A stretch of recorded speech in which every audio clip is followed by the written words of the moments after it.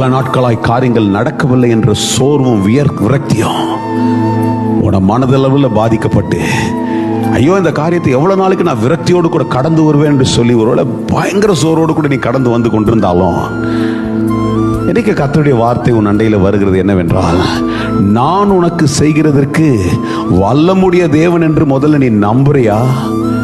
பலமுறை இந்த வார்த்தைகளை கேட்டுக்கொண்டே இருக்கிறீங்க. But you just want the miracle to take place, but you don't want to do what God is expecting in your life.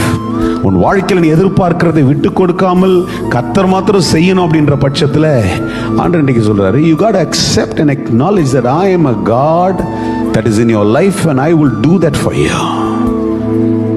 நான் சொல்லுகிறதை ஏற்றுக்கொண்டு நீ அப்படியே செயல்படுகிற பட்சத்தில் உன் வாழ்க்கையில நான் எதை செய்ய வேண்டுமோ அது ஒரு பாதையை திறந்து கொடுக்கிறது.